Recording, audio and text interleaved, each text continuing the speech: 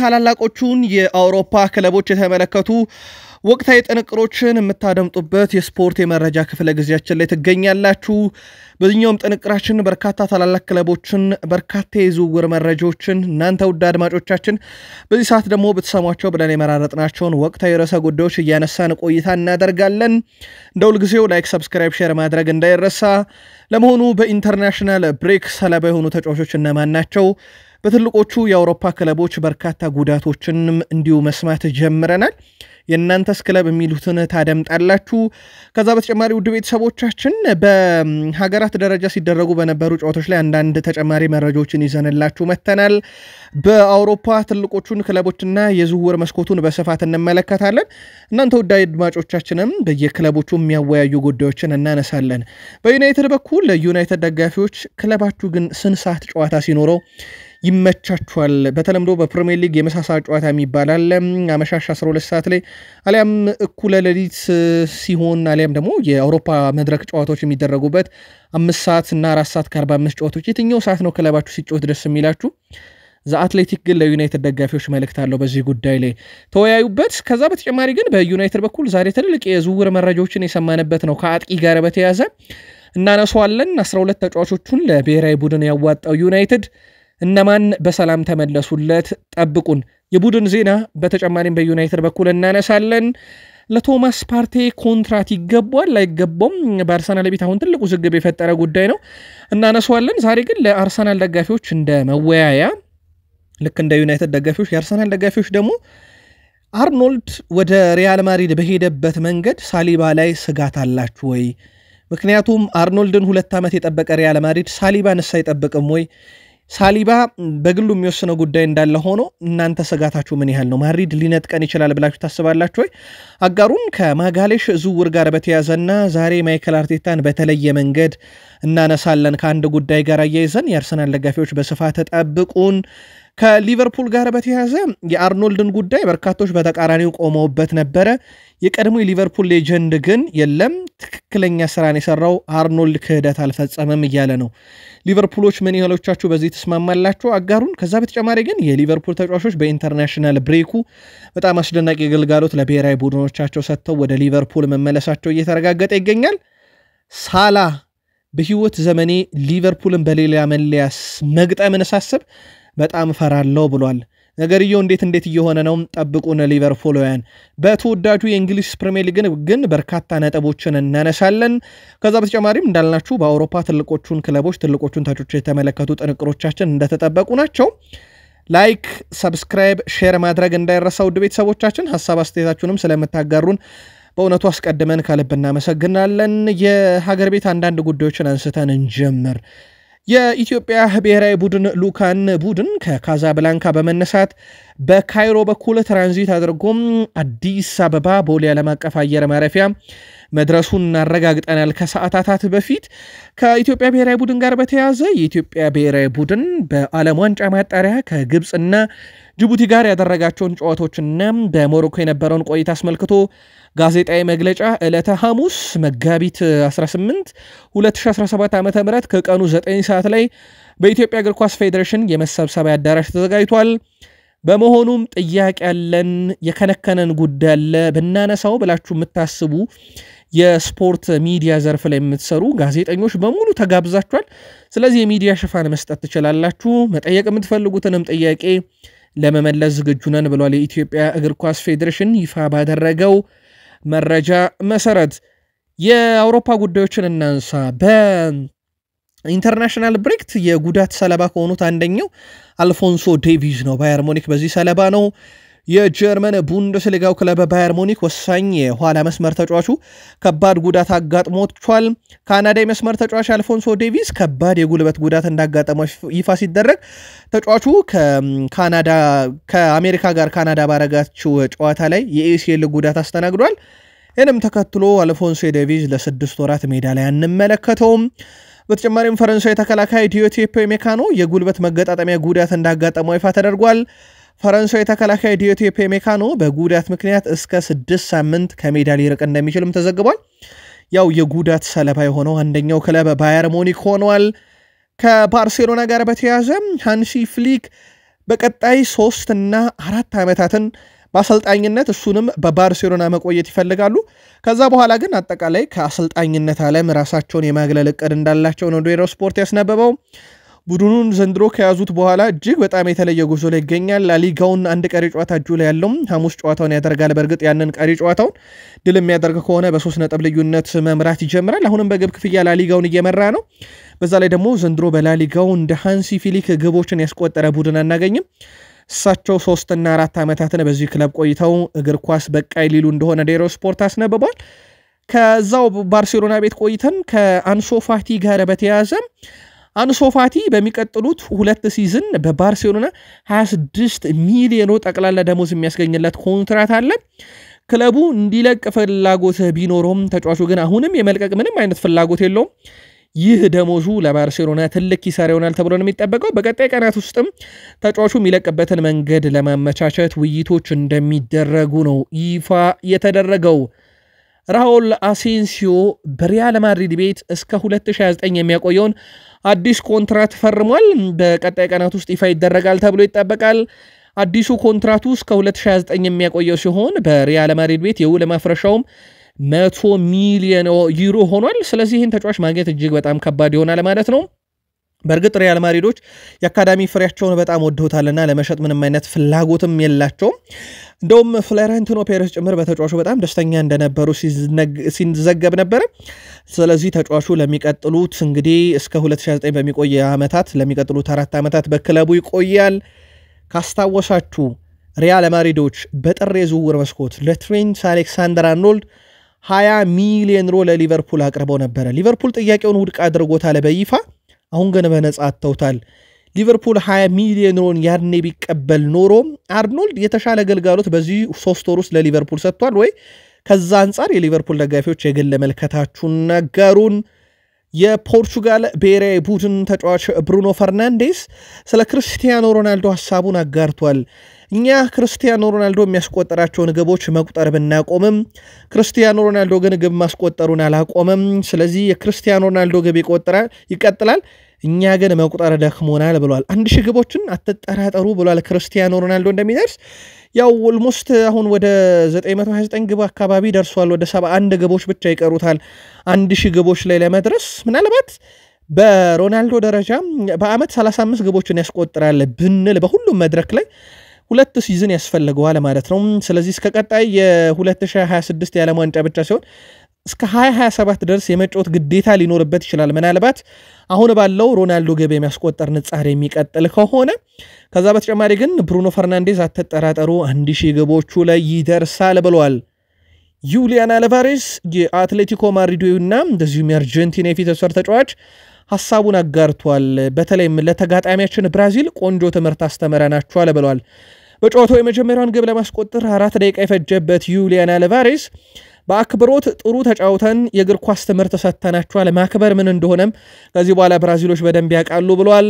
አልቫሬዝ አክሎም ሊዮኔል ሜሲ እንኳንም ያልኖረ ቢኖር ኖሮ ተጨማሪ 2 እና 3 ግቦች አክለን ከ4ም በላይ ልቆ ወደ 7ም ግብ ልናስቆጥር እንችል ነበር። የሊዮኔል አንድሬስ ሜሲ አለመኖር ለብራዚል በብዙ መንገድ ጠቅሟታል ብሏል። አሁን ያለ ሊዮኔል አንድሬስ ሜሲ 4 ግብ ማስቆጠራቸው ብራዚል ምን ያህል ደካማ ቡድን እንደሆነች የሚያሳያል ብሏልና ጥሩ ትምህርት ሰጥተናቸዋል ብሏል። ጨዋታውን የተመለከታችሁት ግን መልከታችሁን በዚህ ጉዳይ ብታጋሩን ደስ ይለናል። የብራዚል ተጫዋቾችን ለማሸነፍ እንደ ቡድን ተጫውተናል ያሉት ደግሞ ሊዮኔል ስካሎኒ ናቸው። የአርጀንቲና ብሔራዊ ቡድን ዋና አሰልጣኝ ሊዮኔል ስካሎኒ የቡድናቸው እንቅስቃሴ እንዳስደሰታቸው ገልጸዋል። ቡድኑ ለዓለም ዋንጫ እንግዲህ ያሳለፉት አሰልጣኝ ሊዮኔል ስካሎኒ የቡድን ድል ነው፣ እንደ ቡድን ነው የተጫወትነው፣ ጥሩ ተጫውተናል ሲሉ ተደምጠዋል።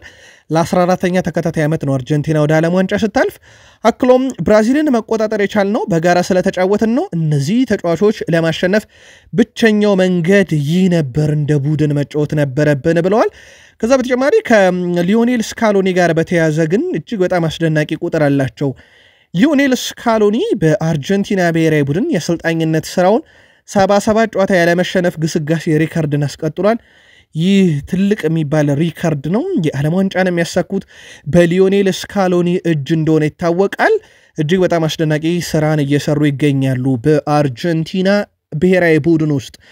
ከዛ ውጪ ራፊኒያን በተመለከተም ራፊኒያን ይቀርብየዋለው አስቦት እንዳልተናገር አውቃለው ለሀገሩ እየተከላከለ ብቻ ነው ሌሎችን ለመጉዳት ፈልጋለው ማለቱ እንዳልሆነም እርግጠኛ ነኝ ብለዋል ምንድነው የተፈጠረው የሚለውን ከተመለከትን ካስታወሳችሁ ከጨዋታው በፊት ራፊኒያ በርካታ ትችቶችን የአርጀንቲና ብሔራዊ ቡድን ላይ ሲያቀርብ ነበር እንደሚያሸንፏቸውም ጨዋታው እንደተጠናቀቀ በድል እንደሚጨፍሩ ሲናገር ነበር በኋላም ላይ ግን አንድም ነገር አላረገም እንደውም የአርጀንቲና ደጋፊዎች በስቴዲየም ውስጥ እየተጫወተ የሚገኘው ራፊኒያ ቀልደውበታል በደጋፊዎቹ የተዘመረው አንድ ዝማሬ የብራዚሉ አሰልጣኝ ራፊኒያን ቀይረው ወደ ሜዳ አስገባው ብለው ነው የቀለዱበት ያው ሜዳ ላይ ግን እሱ በወቅቱ እየተጫወተ ነበር ራፊኒያ ሙሉ ጨዋታ ተጫወተ ምንም ኢላማውን የጠበቀ ሙከራ አላደረገም ቢጫ ካርድ ተመለከተ በዛ ላይ በጨዋታው ላይ 16 የተሳካ ኳስ አቀበለ ምንም ክሮስ አላደረገም ምንም ድሪብል አላደረገም በዚህም በርካታ ትችት ነው ከአርጀንቲና ደጋፊዎች የደረሰበት ይህ የፊት መስመር ተጫዋች ሌላኛው ቪኒሺየስ ጁኒየር ነው ቪኒሺየስ ጁኒየር ሐሳቡን አጋርቷል የብራዚል ብሔራዊ ቡድን የፊት መስመር ተጫዋች ቪኒሺየስ ጁኒየር ቡድናቸው መሻሻል እንዳለበት ከአርጀንቲና ሽንፈት በኋላ ተናግሯል የአርጀንቲና ተጫዋቾች አብረው ለረጅም ጊዜ ሰሩ ናቸው የመጨረሻውን የዓለም ዋንጫም ያሸነፉ በርካታ ተጫዋቾች አሁን በስብስብ ውስጥ አሉ እኛ የራሳችንን የጨዋታ መንገድ ለመፈለግና ደጋፊዎች ላይ እምነት ለማሳደር እየጣርን ነው ያለው ቪኒሺየስ ጁኒየር ረጅም ሂደት ነው ነገር ግን መሻሻላችንን መቀጠል አለብን ብለዋል የዓለም ዋንጫው ሊጀመር አንድ አመት ነው የቀረው በአንድ የዓለም ዋንጫ ተሳትፍ ያለው በድጋሜ ማጣጣም ፈልጋለሁ ስለዚህ ለዛ ራሳችንን በደንብ ማዘጋጀት አለብን ብሏል የቀድሞ ሌጀንዶች ግን እጅግ ክፉኛ ነው የተበሳጩት በብራዚል ብሔራዊ ቡድን አንዳቸው ማሊያ ለብሶ ለመጫወት ብቁ አልነበሩም እነኚህ ቅጣት ሁላ ሊጠብቃቸው ይገባል ማለት ከብሔራዊ ቡድን ለተወሰነ ጊዜ ሊቀነሱ ይገባል ሲሉ ሐሳባቸውን ሲሰጡ ነበር ብራዚል ከ2023 ጀምሮ 25 ጨዋታ አድርገው ማሸነፍ የቻሉት 10ን ብቻ ነው በ8ታቸው ወጥቶ በ7 ተሸንፈዋል በአጠቃላይ ከ25 ጨዋታ በ15ቱ ጨዋታ ነጥብ ጥለዋልና ለብራዚል ብሔራዊ ቡድን ጥሩ አይመስልም ይግስጋሴ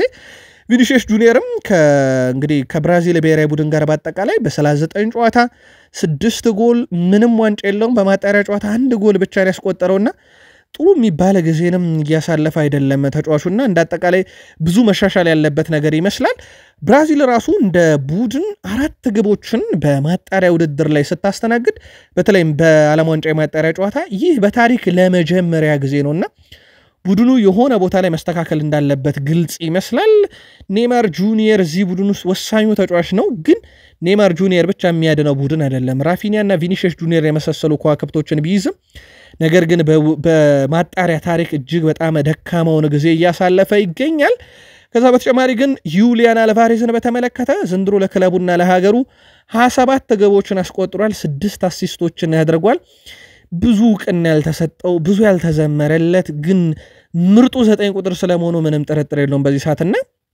አትሌቲኮ ማድሪዶች ይህን ተጫዋች 95 ሚሊዮን ዩሮ ከፍለው ሲያስፈርሙት ምንም ጥርጥር የለውም ያዩበት ነገር ነበረ ዲያጎ ሲሞኔ በርግጥ ፔፕ ጋርዲዮላም ተጫዋቹን የመልቀቅ ምንም አይነት ፍላጎት እንዳልነበራቸው ይታወቃል ነገር ግን እሱ በተለይ በሃላንድ ጥራ ስር ላለመሆንና የተቀያሪ ወንበር ላይ ተቀምጦ ለመጀመር ሲል ነበረ ወደ አትሌቲኮ ማድሪድ ያመራው ካስታወሳችሁ 2021 ላይ ለባርሴሎና በ20 ሚሊዮን ዩሮ ቀርቦ በዝውውር ሂሳብ ባርሴሎናች አናስፈርመን ብለው የተውት ተጫዋች ነው እጅግ በጣም አስደናቂ ምሽት ነበር ያሳለፈው ሮድሪጎ እና እንደዚሁም ፓራዴስ ተጣልተዋል በጨዋታው ላይ ሮድሪጎ እንግዲህ እና ፓራዴስ ሲጣሉ ምንድነው ያለው የመጀመሪያው በጣም መጥፎ ተጫዋች ነው ብሎታል ሮድሪጎ ፓራዴስ ደግሞ እኔ የዓለም ዋንጫና 2 ኮፓ አሜሪካ አለኝ አንተ ምንም የለህም ሲል ምላሽ ሰጥቷል በርካታ ቃላት ጦርነትም የነበረው ጨዋታ ነበረ ከእንግሊዝ ፕሪሚየር ሊግ ጋር በተያያዘ ውድ ቤተሰቦቻችን የተወሰኑ መረጃዎችን እናጋራችሁ በእንግሊዝ ፕሪሚየር ሊግ ዘንድሮ አስደናቂው ሰው ኦሊቨር ግላስነር ናቸው ይህን አውስትራሊያ አሰልጣኝ ግን ከክሪስታል ፓላስ ለማስኮብለል አርቢ ሌይፕዚግ ፍላጎት አሳይቷል ብሏል መረጃውን ይዞት የወጣው ፉትቦል ኢንሳይደር ነው ታዲያ ክሪስታል ፓላሶች ይህንን አስደናቂ አሰልጣኛቸውን ማጣት ስለማይፈልጉ በኮንትራት ጉዳይ ላይ በቅርቡ ድርድር ለማድረግ ቀጠሮ ይዘዋል ነው የተባለው ኦሊቨር ግላስነር ከፈረንጆቹ ዲሴምበር ጀምሮ ባለው ወር ብንለካው በአርሰናል እና በሊቨርፑል ብቻ ነው በሰበሰቡት ነጥብ የሚበለጡት በተቆጠረባቸው ግብ ደግሞ እጅግ በጣም ዝቅተኛው ነው ኦሊቨር ግላስነር ዘንድሮ አስደናቂው ስራን በፕሪሚየር ሊግ ከሰሩ አሰልጣኞች አንደኛው ነው። ኮንትራቱን ሂደት በተመለከተ ሰሞኑን ድርድር ይደረጋል። አስቶን ቪላዎች በበርካታ ክለብ እየተፈለገ የሚገኘውን የመሃል ሜዳ ክፍላቸውን ቡባካር ካማራን ኮንትራት ለማራዘም ድርድር ጀምረዋል። የ5 ዓመቱ የአማካይ ስፍራ ተጫዋች በበርካታ የጣሊያን የጀርመንና የፈረንሳይ ክለቦች አይን ውስጥ እንደወደቀም ይታወቃል። የሳውዲ ክለቦችም እዚህ ውስጥ አሉ። ኡናይ ኤምሬ ግን ተጫዋቹን የመልቀቅ ምንም አይነት ፍላጎት የላቸውም ተብሏል። ስለዚህ ተጫዋቹን በቀጣይ ኮንትራቱን የሚያራዝምበት መንገድ ላይ እንደዚሁ ድርድር እንደሚደረግ ነው የተዘገበው። ዶም አስቶን ቪላ በቀጣይ ውድድር ዓመት በተለይ አሁን በአውሮፓ ሻምፒዮንስ ሊግ ከፓሪስ ሰን ዠርሜን ጋር እንደተደለደሉ ይታወቃልና ረጅም ርቀት መሄድ ይፈልጋሉ። ዘንድሮም አንድም ተጫዋቾችን ማጣት አይፈልጉ፣ ሁለተኛ ነገር ደግሞ ቡድኑን በአውሮፓ መድረክ በተደጋጋሚ የማሳተፍ ፍላጎት አላቸው ኡናይ ኤምሬና ለዚህም ተጫዋቾችን በቀጣይ ክረምትም የማምጣት እቅድ አላቸው። ስለዚህ ያሏቸውን ወሳኝ ተጫዋቾችን የማቆየት ፍላጎታቸው በዛው ልክ ነው ብለዋል ቴሌግራፍ በፊት ገጹ ላይ ይዞት በወጣው መረጃ። ሳላ በ2021 የውድድር ዓመት ኮንትራቱ ሊጠናቀቅ እጅጉን በጣም ተቃርቧል። የወራት ዕድሜ ብቻ ነው የቀረው። ከሊቨርፑል ጋር ተቃራኒውን የስጫወት ራሴን ማየት አልችልም፣ በጣም ከባድ ነው፣ ስለሱ ማውራትም አልፈልግም፣ ያ በጣም ያሳዝነኛል ብሏል። እንግዲህ ከዚህ ሐሳብ እንደምንረዳው ከሆነ ተጫዋቹ ኮንትራቱን አልፈረመም፣ በወራቶች ዕድሜ ይቀሩታል። ምናልባት ሊቨርፑልን መለያ ኮንትራቱን ካልፈረመ ሊቨርፑልን በተቃራኒ መለያ የማይገጥመው ያው ፕሪሚየር ሊግ ውስጥ ካልፈረመ ነው። ከዛ ውጭ ግን በአውሮፓ ትልቅ ክለቦች ውስጥ ከፈረመ በአውሮፓ ሻምፒዮንስ ሊግ የቀድሞ ክለቡን ሊቨርፑልን ሆኖ ሊገጥም የሚችልበት እድል ሊፈጠር ይችላል።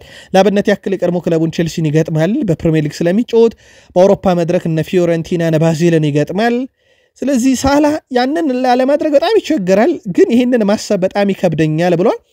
እንግዲህ ይሄ በሳላ በኩል እንግዲህ የኮንትራቱ መጠናቀቂያ ወራቶች መቅረታቸውን ተከትሎ ይህ ለሊቨርፑል በጣም አሳሳቢ ነው። ሳላህን በተመለከተ ግን አንድ እጅግ በጣም አስደናቂ መረጃ እናደርሳችሁ። ሳላ ዘንድሮ በየሁለት ጨዋታው አንድ ጎል በአማካኝ ያስቆጥራል። ከ20 ዲግሪ ሴንቲግሬድ በላይ ተጫውቷል። በ0 ዲግሪ ሴንቲግሬድ በሆነ አየር ላይ ተጫውቷል። በዝናብ ውስጥ ተጫውቷል። በንፋስ ሰዓት ተጫውቷል። በእነኚህ ሁሉ የአየር ሁኔታዎች ላይ ግብ አስቆጥሯል። ዘንድሮ ይህንን ያደረገ የፕሪሚየር ሊግ ተጫዋች የለም። በእርግጥ ከፍተኛውም ግብ አስቆጣሪ እሱ ነው።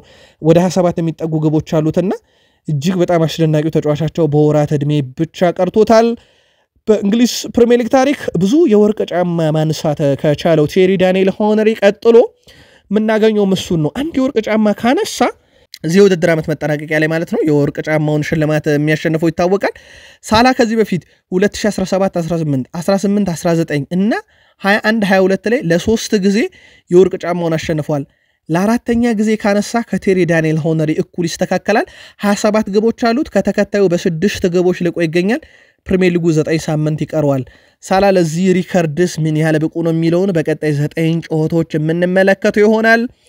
በሀገራት ጨዋታ በደቡብ አሜሪካ በርከት ያሉ ጨዋታዎች ሲደረጉ የሊቨርፑል አብዛኞቹ ተጫዋቾች ሲሳተፉ ነበረ።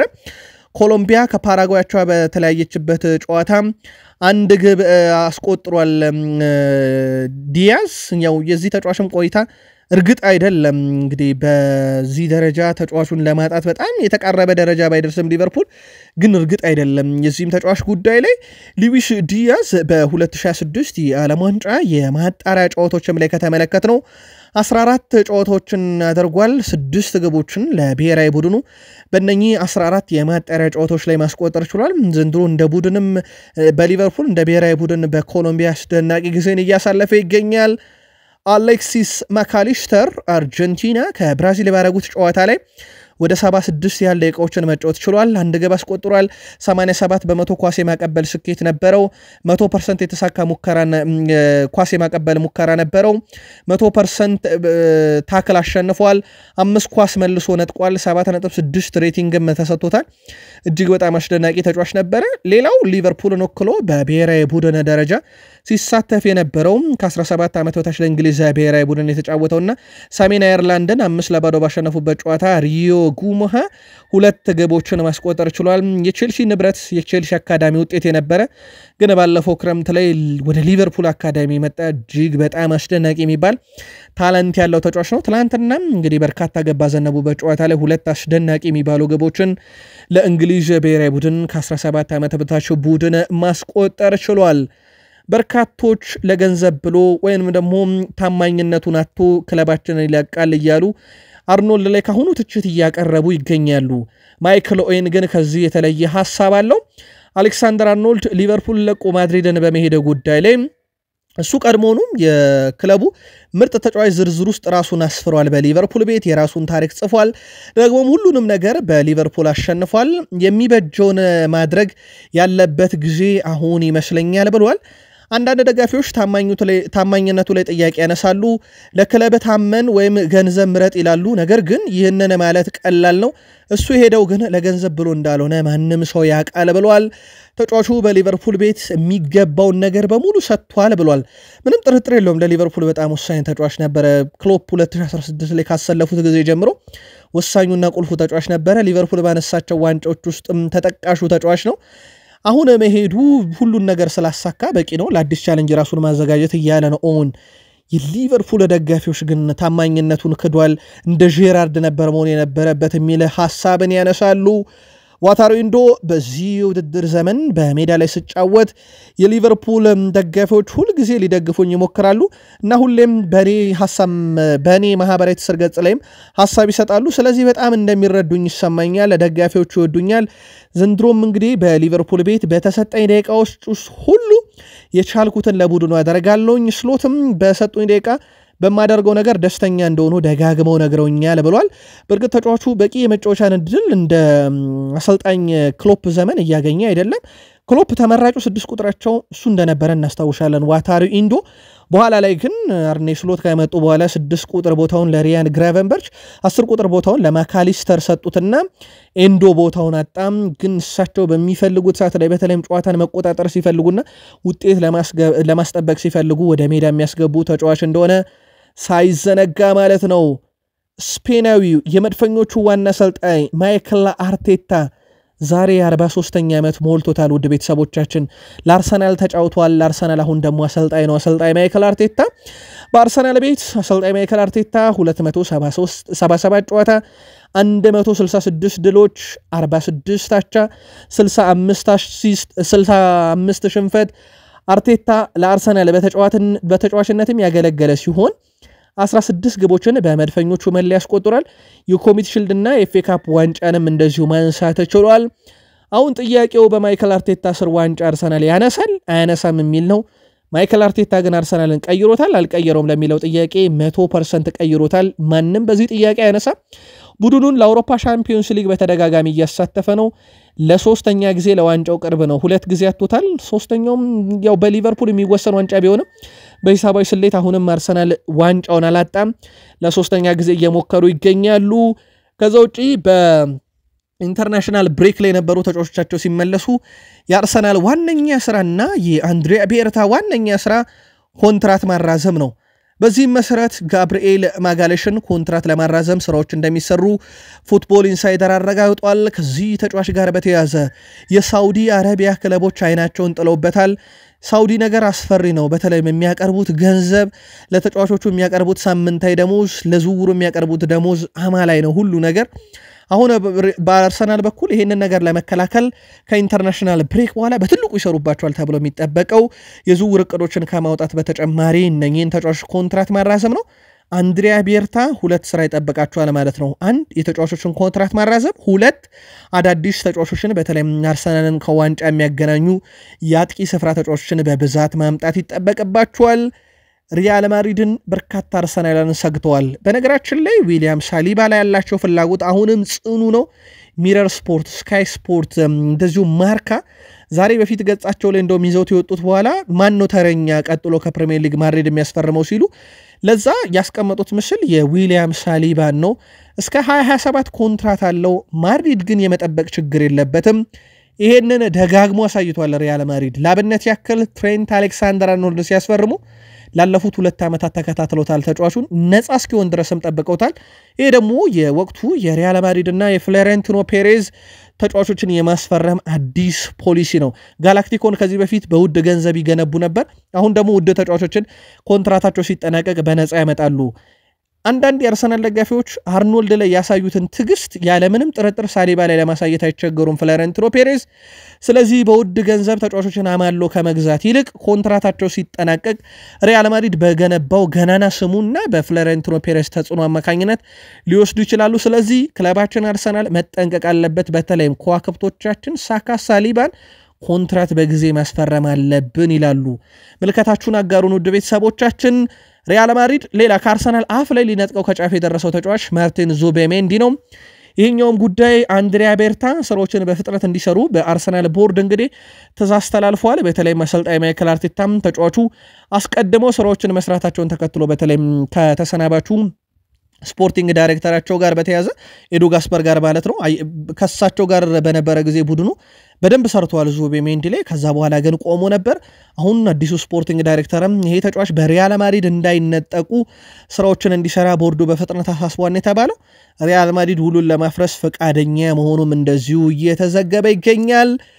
የቀድሞ የጋና ተጫዋች በርካቶች እናስታውሷለን ሱሉሜን ታሪ ለፓርቴ በዚህ ዓመት ከምርጥ የአርሰናል ተጫዋቾች አንዱ እሱ መሆኑን ተመልክቻለሁ። ስለዚህ ይህን ተጫዋች አርሰናል ያለምንም ጥርጥር አዲስ ኮንትራት ሊያቀርብለት ይገባል። ካላረዘሙት አሁንም ቢሆን ጥሩ ዓመት ይጠብቀዋል እና ወደ አትሌቲኮ ማድሪድ መመለሱን አልቃወምም ብሏል። በአርሰናል በኩል ያው እነ ዙቤሜንዲን በቦታው ላይ አምጥቶ የመተካት እነ ብሩኖ ጎማሬሽን የማምጣት እቅድ ነው ያለው እንጂ ቶማስ ፓርቴና ጆርጂኒዮን ኮንትራት የማራዘም ምንም አይነት ፍላጎት በአርሰናል በኩል እስካሁን አልተስተዋለም። ነገር ግን ሱሌማን ታሪ ፓርቴ የሚገባው ተጫዋች ነው በአርሰናል ለመቆየትና ኮንትራቱን ማራዘም አለባቸው እያለ ነው። ምናልባት አርሰናል ባለፈው ዓመት ኮንትራቱን ላለማራዘም ምክንያት ሊሆን የሚችለው ከጉዳት ጋር እየታገለ የነበረ ተጫዋችና በቂ ግልጋሎት አለመስጠት ነበረ። ዘንድሮ ግን ለአርሰናል ቁልፍ ተጫዋች ነው። በርካታ አርሰናላውያን ሪያል ማድሪድን ድል ማድረግ ከፈለግን የፓርቴ ግልጋሎት ነው የሚያስፈልገን እስኪሉ ድረስ ዘንድሮ አሳማኝ ብቃት አሳይቷል። ኮንትራቱን ይፈርም ወይንስ በዙቤሜንዲ ይተካ? የግል መልከታችሁን አርሰናላውያን በሐሳብ መስጫ ሳጥናችን ላይ ያጋሩን። እንደ ትልቅ ሰው እየተጫወተ አይደለም፣ እንደ ህፃናት ተጫዋቾች አይነት ባህሪም አያሳይም። ራሱን በመስተዋት በመመልከት ቀጣዩ ክርስቲያኖ ሮናልዶ መሆን እንደማይችል ለራሱ መናገር አለበት። ከዛ ሐሳብ ተላቆ ራሱን ፈልጎ ማግኘት አለበት ብሏል ፖል ፓርከር ለአሌሃንድሮ ጋርናቾ ይህን መልእክት ያስተላለፈለት። ያንን ሮናልዶ ሊሆን አይችልም መቼም፣ ያ እውነት ነው። ያንን እውነት ተቀብሎ ጠንክሮ መስራት አለበት። እንደ ትልቅ ሰውም አይደለም፣ እንደ ህፃናትም እየሆነ አይደለም፣ ወይም ደግሞ ታዳጊ ተጫዋቾች እየሆነ አይደለም። ስለዚህ አሁን ማድረግ ያለበት ነገር ራሱን ፈልጎ ማግኘትና ማግኘት ብቻ ነው። ይህ አሌሃንድሮ ጋርናቾን በምርጥ ብቃቱ ማንቸስተር ዩናይትድ እንድናይ ከፈለገን ይህ ምክር ያስፈልገዋል ብሏል። አሌሃንድሮ ጋርናቾ ቀንደኛ የክርስቲያኖ ሮናልዶ ወዳጅና ደጋፊ ነው። በአርጀንቲና ብሔራዊ ቡድን ውስጥም እንደውም የመገለል ነገር ይደርስበታል ለሮናልዶ ካለው ፍቅር የተነሳ እየተባለ መረጃዎች ሲወጡ እንደነበረ አይዘነጋም። ብሔራዊ ግዳጅ ላይ 12 ተጫዋቾች ነበሩት ማንቸስተር ዩናይትድ። ከነኛ 12 ተጫዋቾች አንዳቸውም ጉዳት ሳያስተናግዱ ወደ ካሪንግተን እየተመለሱ ይገኛሉ። የተወሰኑ ተመልሰውለታል። ይህ ለዩናይትድ ጥሩ የሚባል ዜና ነው። ያው እንደ ብሩኖ ፈርናንዴስ ያለ ተጫዋች ወደ 120 ደቂቃ በአንድ ጨዋታ ተጫውቶ ነው ግን ወደ ቡድኑ የሚመጣው።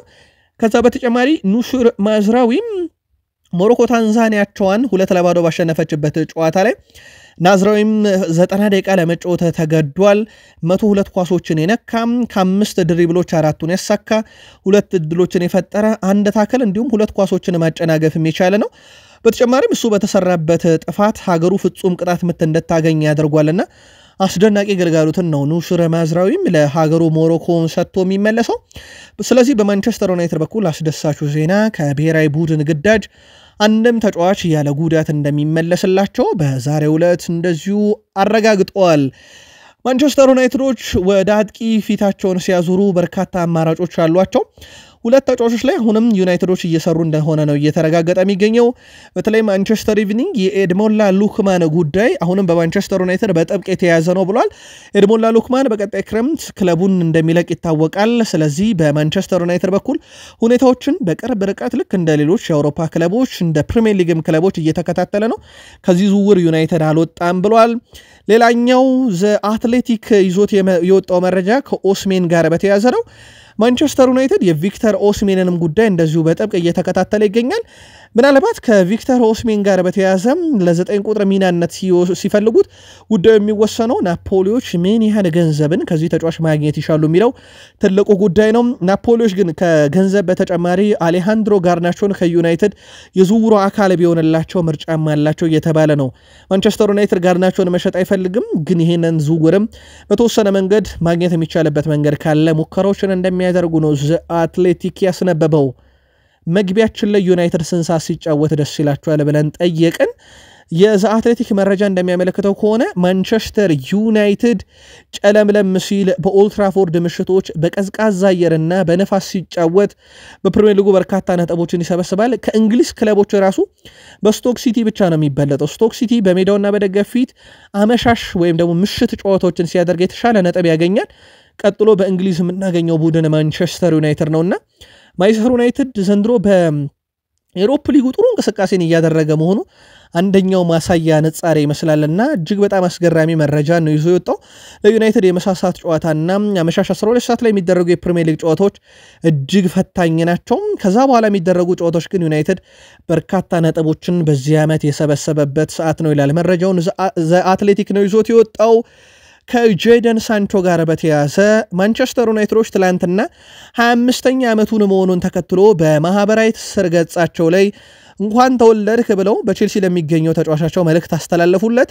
ጄደን ሳንቾ ከማንቸስተር ዩናይትድ በብዙ ተቃራኒ የቆመ ተጫዋች እንደነበረና ጉዳዩ አስገራሚ እንደነበረ እኛም በወቅቱ አድረሰናችሁ ነበረ። በኋላም ላይ ጄደን ሳንቾ ከማንቸስተር ዩናይትድ ለደረሰው መልእክትም እጅግ ከልብ አመሰግናለሁ፣ በላካችሁልኝ መልእክት እጅግ በጣም ደስተኛ ነኝ ብሎ ለቀድሞ ክለቡ ምኞት እሱም እንግዲህ እንደተደሰተ ገልጿል። ከጄደን ሳንቾ ጋር በተያያዘ የቼልሲ ውሳኔ ይጠበቃል። ውድ ቤተሰቦቻችን ሁሉን ነገር መወሰን የሚችለው ቼልሲ ነው።